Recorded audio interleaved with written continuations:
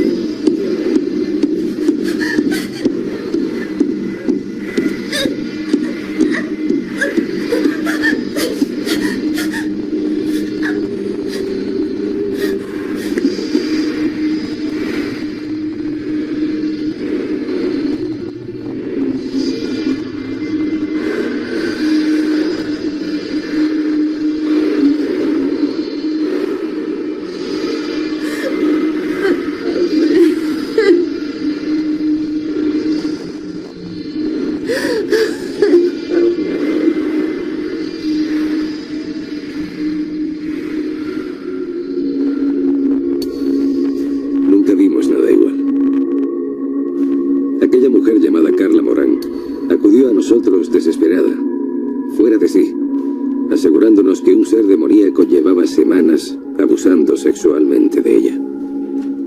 Mi nombre es Barry Taff. En 1974 era director del Departamento de Parapsicología de la Universidad de California. Y puedo asegurarles que este es el caso más increíble que jamás estudiamos. Carla Moran era viuda, con 3 hijos en edades adolescentes. Nos contó que por las noches una entidad invisible la violaba. Sinceramente, lo primero que pensamos era que padecía un desorden mental.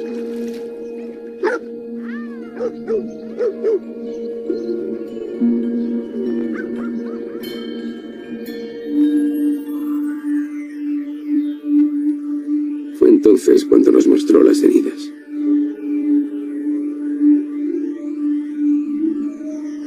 Estigmas que llegaban incluso a la zona genital.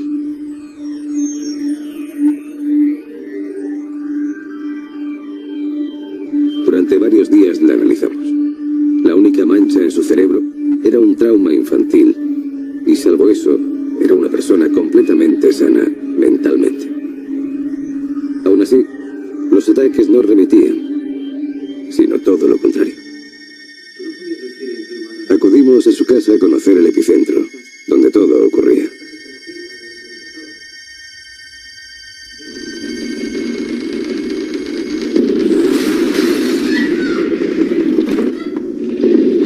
A continuación escuchamos un estruendo en el piso de arriba. Carla empezó a chillar. Subimos y la vimos aterrorizada, intentando zafarse de un extraño reflejo que la acosaba. Era como un gran haz de luz que se alejó cuando llegamos.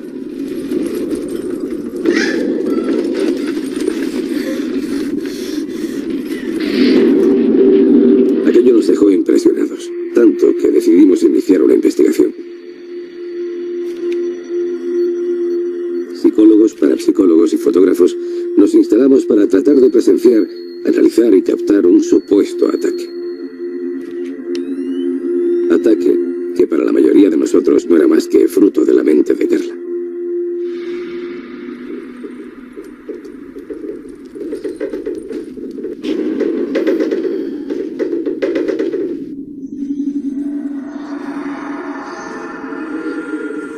La indujimos al sueño. Casi todos los dictámenes apuntaban a la esquizofrenia. La paciente temía algo que generaba su propia mente.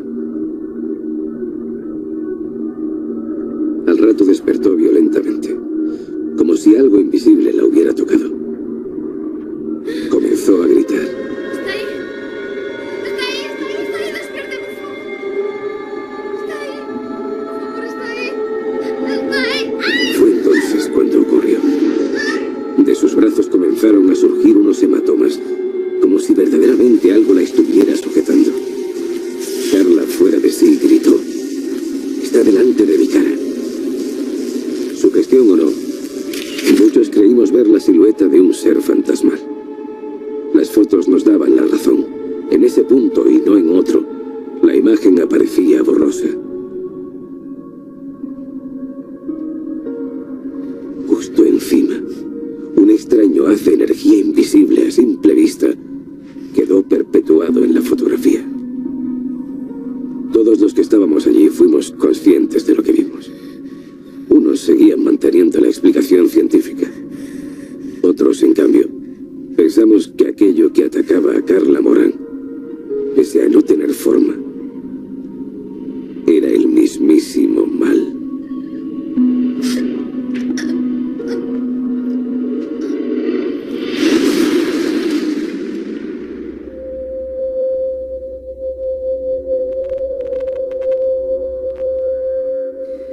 Esta es la historia de Carla Morán, 1974, investigadores de la universidad y desde luego una sensación muy desgarradora. La propia película tiene algunos elementos, condimentos cinematográficos que son también desasosegantes, ¿no? Da la sensación de que todo eso es de una oscuridad tremenda. Ahora, este tema varía o bascula entre la religión, las creencias, la investigación, la psicología, la psiquiatría. Pero desde luego la vida de esta mujer fue una auténtica tortura durante mucho tiempo. Carmen, antes de iniciar el debate, ¿qué sabemos de esta mujer? ¿Qué pasó con esta mujer que es real? Su nombre es Carla Morán.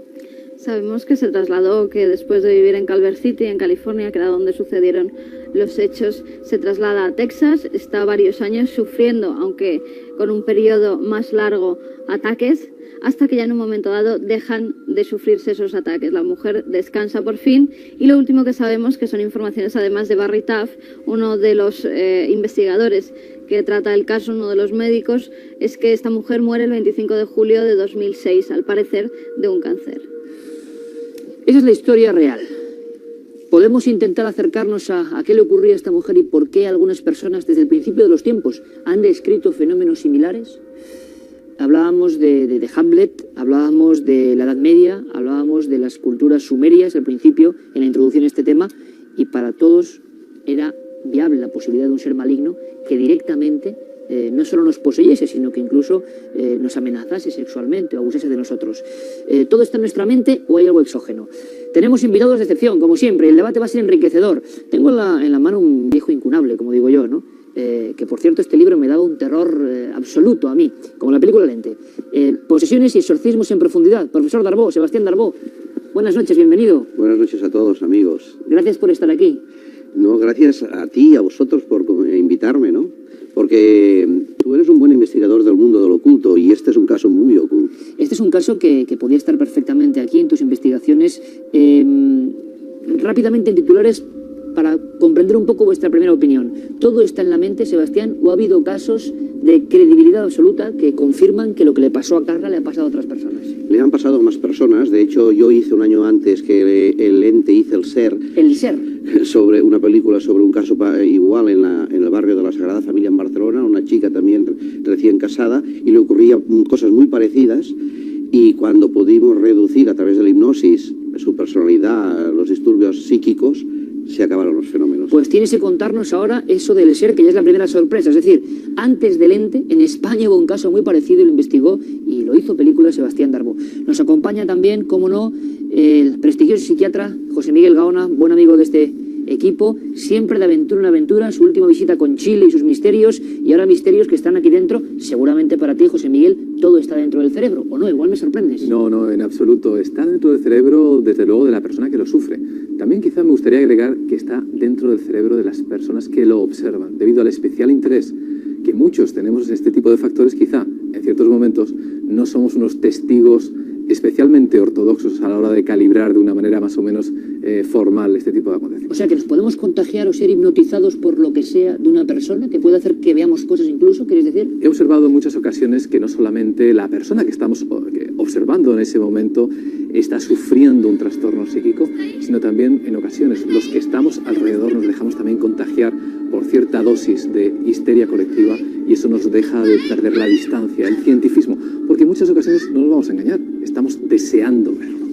Qué interesante elemento que creo que dice José Miguel Gaona. Y vamos a debatir sobre eso. Nuestro invitado también absolutamente ilustrado en asuntos que tienen que ver con la Iglesia, uno de los sacerdotes que ha sido muy valiente en este país y ha publicado La Suma Demoníaca, un montón de trabajos importantísimos sobre el mundo del exorcismo, de la demonología, es José Antonio Forté. Está con nosotros una vez más. José Antonio, buenas noches. Hola, buenas noches.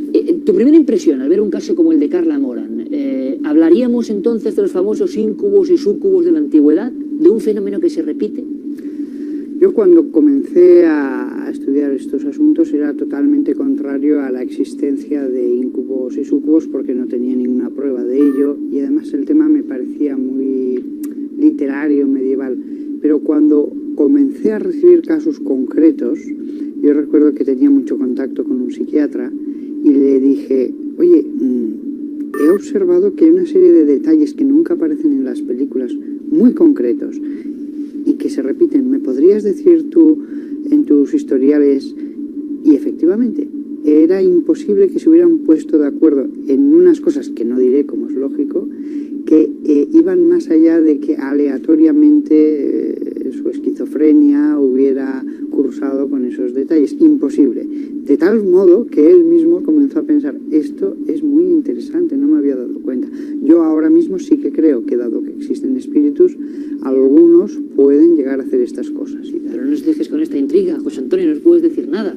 Estamos, claro que... Era un detalle que cuando el psiquiatra lo escuchó, dijo, es verdad, todos los casos que he tenido de personas que no me cuadraba un trastorno que en principio es esquizofrénico, y sin embargo estaba completamente bien, tenían un detalle añadido de tipo físico que no lo han podido leer nunca ni en libros de exorcismo ni visto en películas. Bueno, a ver si lo podemos descubrir esta noche. El padre Fortea continúa con el oscurantismo de la Iglesia, que ha durado tantos siglos y que no hace nada bien a la ciencia. O sea, te informo que no ayudas en nada.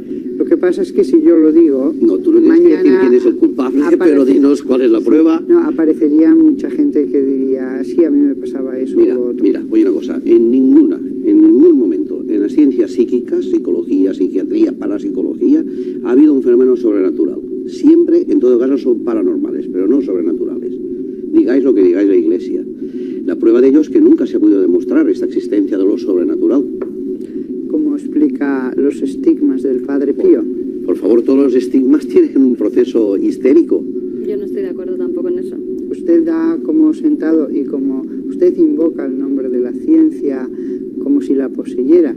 Yo invoco solamente las razones de la ciencia cuando creo que son razonables y estoy abierto a cualquier otra explicación. Pero decir que los estigmas del Padre Pío eran un mero fenómeno histérico... No, los del padre no entro porque no he estudiado ni el protocolo de investigación ni la casuística. Lo que te digo es que los estigmas de entrada tienen un proceso psicosomático.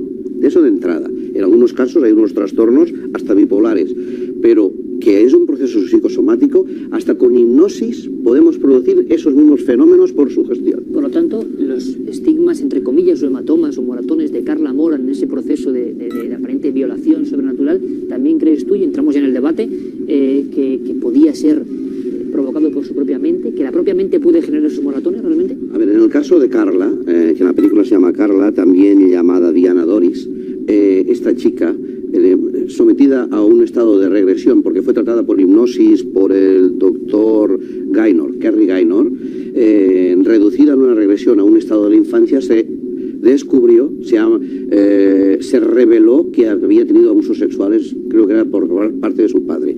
Ese trastorno afectivo que tenía, que lo tenía reprimido, lo manifestó más tarde cuando se quedó viuda y con los problemas que tenía de existencia con sus hijos. Entonces manifestó todo lo que tenía en su interior.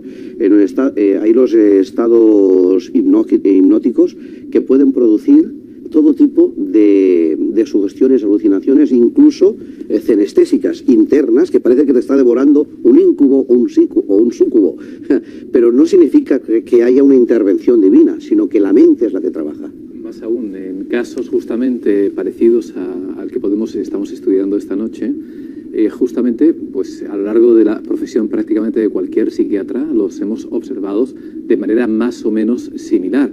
Quizá este es especialmente llamativo, pero no es extraño que personas, especialmente mujeres, que hayan denunciado abusos sexuales en un momento dado, y además con este tipo de características, a su vez tuvieron abusos sexuales en la niñez. Recuerdo un caso de hace un par de años nada más, en el que una policía llegó a nuestro centro con muletas, y bajo hipnosis justamente descubrimos que había sufrido una violación justamente en un autobús entre el conductor y la persona que ayudaba al conductor, mientras el resto del pasaje bajaba a tomar un café en medio de la noche.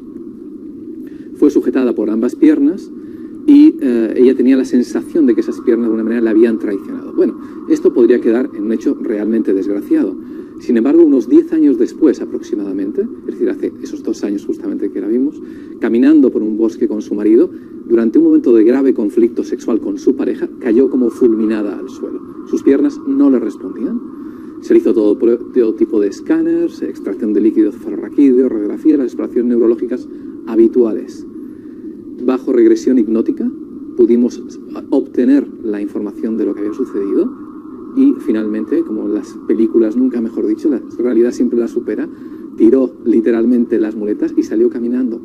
Lo que me estoy refiriendo es que muchos de estos hechos que aparentemente parecen tremendos, y lo son realmente, con una apariencia de paranormal, incluso a veces de sobrenatural, tienen explicaciones. Claro, era una memoria larvada, ¿no?, de lo que tenía en su interior. Es típico a su vez efectivamente de un fenómeno disociativo o conversivo. Es muy típico. Va desapareciendo. Pasa que esta mujer llegaron a encerrarla como en una verdadera jaula de cristal para estudiarla directamente, y los propios médicos fueron testigos de cómo algo físico les agarraba tanto las manos como las piernas, incluso se las abría para después violarla. Eso delante de muchos médicos y de muchos testigos. No es como un caso normal cualquiera de alguien que haya sufrido abusos sexuales de pequeña y que ello haya quedado en su mente. No todas las personas que han sufrido abusos sexuales de pequeña tienen este tipo de fenómenos en su casa y son violadas por seres, en este caso invisibles, que además la dejaban todo tipo de secuelas, tanto físicas como psíquicas. Antes de ver unos documentos, que es interesante para hacer una parte y que tengan ustedes todos los datos, puesta ya, digamos, la rueda de opiniones. Interesante. Hablabas, Sebastián, de un caso anterior en Barcelona. Sí. Simplemente puedes darnos algunos datos, porque puede ser muy, muy enriquecedor saber que en España, en nuestro país, hubo un ente, pero aquí cerca. En el caso era unos recién casados que fueron a vivir a una casa, a un piso, que era un buen piso, pero nadie lo quería, porque ya habían ocurrido cosas allí. Más tarde se supo. Esta chica, cuando estaba sola todo el día, y a media tarde también la agredían. Y bueno, la agredían, explotó la lavadora, explotó el butano, explotaron una serie de artefactos como si la quisieran liquidarla, ¿no?, eliminar de esa casa. Esta era, o sea, tenía creencias espíritas, ¿no? Era animista, y bajo un estado de una sesión de espiritismo con una medium, contactaron con un supuesto ente que había vivido en esa casa, que luego se demostró que sí, esa persona que había vivido allí había sido asesinada allí, en el lugar donde ella le ocurrían estos fenómenos, a las 7 de la tarde o 7:30, que era cuando sufría los ataques. O sea, se produjo una sintonización, una especie de prosopopesis con una persona que no existía. Era un contacto, era un recuerdo, era un campo morfogenético, era un registro acásico de lo que ocurrió allí. Entonces, no, esta chica, sometida bajo tratamiento también con hipnosis, Se le dijo que, bueno, que ya si lo que quería el espíritu supuesto era manifestarse, que la habían asesinado, ya lo ha explicado, ya puedes quedar tranquila y has cumplido tu misión. Dicho esto, desaparecieron los fenómenos. Claro, es que eso en el caso de Carla, en el caso del ente que estamos viendo esta noche, también se estudia la casa de Calvert City para ver si realmente ha ocurrido algún fenómeno allí, alguna muerte a destiempo, algún asesinato, y lo que llegan a la conclusión es que fue habitada por 2 hombres anteriormente y los 2 murieron en la causa, pero de causas completamente naturales, con lo cual descartaron que pudiera ser algo de eso que hubiese quedado impregnado en las paredes de alguna forma, y ella... Una cristalización psíquica. Totalmente. Lo descartaron también. Lo que hemos visto, muy espectacular en imagen, esa especie de presión sobre el cuello, esas sensaciones de que alguien es casi colgado, eso, ¿usted lo ha visto en otros casos? ¿Hay casos parecidos? Sebastián dice que sí en un caso que lo estudió. Desde el punto de vista de la investigación de la Iglesia, ¿también han llegado casos parecidos de gente que cree que está siendo agredida por una entidad desconocida? No, los sacerdotes que se dedican a todo este campo siempre les llegan personas con supuestos moratones, marcas, etcétera.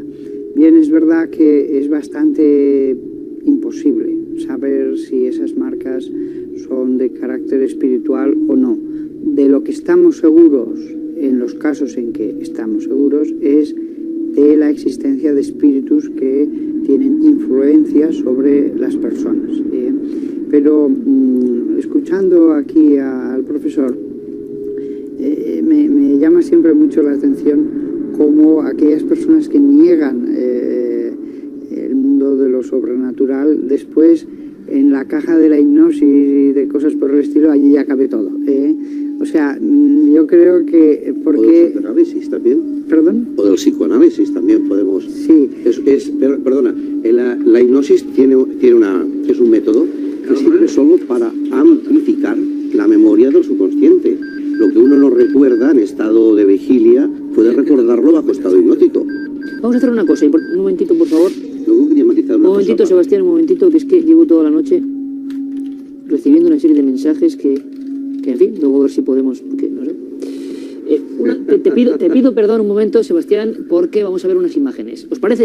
Es muy breve para que tengamos más elementos para saber qué ocurrió con esta mujer y luego, por supuesto, continuamos con vuestras interesantísimas explicaciones, porque estamos aprendiendo y de eso se trata. Vamos a ver, Carmen, imágenes, lo que sabemos, lo que queda del caso Carla Moran en imágenes, en fotografías que se obtuvieron por parte de los científicos.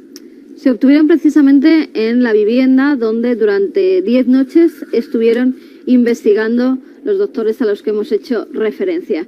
Fotografías que hay que decir que en un primer momento ellos no veían absolutamente nada. Estos arcos no existían. Es más, para que no hubiera reflejos estamos viendo cómo las paredes están completamente lisas, ¿verdad? Bueno, habían tapado todas las paredes para que en ningún momento el papel que tenía la pared hiciera ninguna forma extraña o incluso se pudiera ver un rostro, una pareidolia de las que muchas veces hablamos en Cuarto Milenio. Aquí vemos una serie de extraños arcos, ¿verdad? Lo que ellos en un principio ven no son arcos, sino que dicen ver 3 bolas, algunas de ellas que directamente salen de la pared y se centran justo en el centro de la habitación. ¿Y esa de en medio es Carla Moran? La de en medio es Carla Moran, justamente la que está debajo de ese arco de luz extraño. Vamos a ver alguna imagen más. Aquí estamos viendo cómo incluso hay 2, uno desde abajo y otro desde arriba. Se cortan, parece que atraviesan incluso parte de la estancia. Eso es. No he visto muy parecidos en las fotos de los espectadores, porque parece que es algo que está ahí, no sé. Me comentaba el padre Fortea antes de entrar que ha visto en alguna ocasión cosas parecidas, ¿verdad? Fotografías parecidas.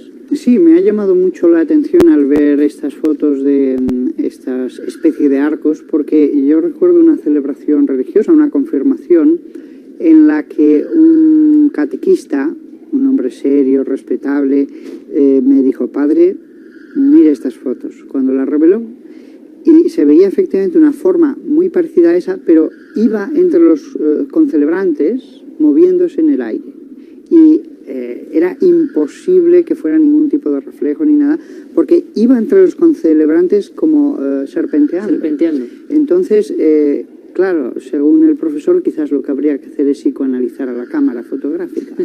Bueno, ahora lo debatimos, Sebastián. Arcos convexos que incluso Guillermo León, al realizar los análisis, ha hecho un pequeño montaje con una de las fotografías y cómo encajan perfectamente los dos arcos. Lo estamos viendo, la que lleva los arcos convexos y la que solamente tiene un arco hacia arriba. Eso nos estaría dando una pauta de algo, y es que por alguna incidencia, por ejemplo, en el cristal, algún reflejo en el cristal de la cámara, tal y como se apuntó en la época, podía haber hecho este arco que tenemos aquí arriba. Pero seamos conscientes de una cosa. ¿Puedes poner, por favor, la primera, Carmen? La de Carla Morán con ese arco encima. También es curioso que ella esté detectando algo o diga que eso está sobre ella y que lo que salga en la cámara sea un arco perfecto que solo circunscribe la presencia o que hace como una cúpula sobre su cabeza. Hay un dato interesante. Ella lo que dice es, va señalando a los investigadores dónde en ese momento está el ente, en qué parte de la habitación. Dice que está delante de ella. Ella lo está viendo cuando está haciendo esas esas fotos. Ella lo está fotos. viendo. El resto de personas no ve absolutamente nada, tan solo una especie de luminarias que van recorriendo la habitación. Ella dice, está enfrente de mí, enfocan hacia ella, la cámara capta esa imagen y lo que capta es este arco. Incluso en muchas de las fotografías su rostro sale completamente velado. Sale como una mancha blanca delante de ella y esos arcos extraños. ¿Soluciones que podemos dar fotográficamente? Pues lo único que nos dice Guillermo León al hacer los análisis es que se podría tratar de alguna especie de filamento o de pelo, incluso de la persona que está realizando la fotografía, que haya pasado por encima del objetivo. Bueno, pero y dada en las una investigación luminosidades científica por parte de una universidad parece que se tomarían esas precauciones. Aquí tenemos las fotos, Carmen. Ahora vamos a ver qué dicen nuestros invitados. Bueno, simplemente para saber que hubo imágenes. Había una más que simplemente era una de esas luminarias, vamos a llamarlo así, en el proceso de inicio, ¿no? En mitad de la oscuridad de la habitación de esta, entre comillas, Carla Morán, algo va surgiendo, algo que la rodea. Opinión sobre las fotos. A ver, estas fotos fueron hechas por 9 fotógrafos. 9 fotógrafos durante tres noches. Esto ocurría siempre a altas horas de la madrugada. Yo conozco el caso porque la directora de entonces de la universidad en parapsicología era la doctora Thelma Mus. ¿Os acordáis de Thelma Mus? Aunque estaba Taft también, el doctor Taft. Y ella lo explicó. Ella creía que esto era un fenómeno le llamaba de flotación de la psicoquinesia. Ella creía que era algo de tipo psicoquinético que flotaba.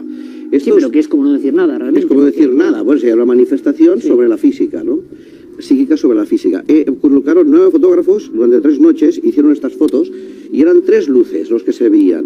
Las 3 luces, una era amarilla y 2 eran bolas de luz que, como tú decías, efectivamente salían y como saliendo del techo, daban vueltas por toda la casa. Y cuando ella decía, el ente lo tengo, ahora es cuando hacían la fotografía que decía Carmen y salía velada. No salía nada, o sea, un fogonazo de energía luminosa, algún tipo, no teníamos entonces ni infrarrojos ni ultravioleta en aquel momento. Supongo bueno, en aquella el carrete era de infrarrojos, ¿eh? Sí. Uno de los carretes. Es que luego se filmó también con una cámara, es que esto es curioso, porque se llegó a filmar con una cámara de 16 milímetros que solamente una vez en la historia se vio en una televisión. ¿Dónde está esta película? En movimiento.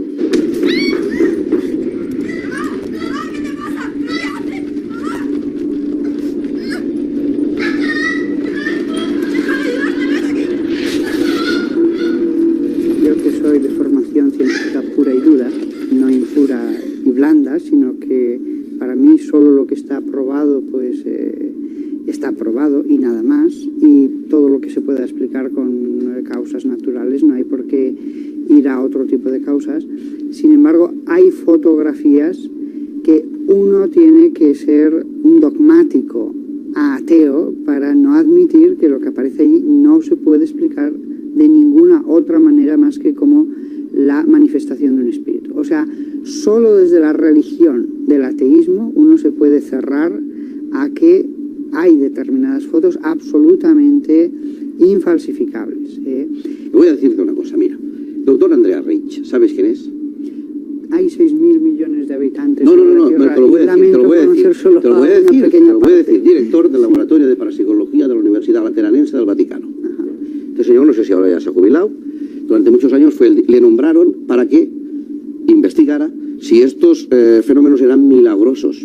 Él, en un congreso mundial de parapsicología, y lo tenemos grabado, llevo a decir, desde que yo llevo esa cátedra, no hay ni milagros, porque todos tienen una explicación.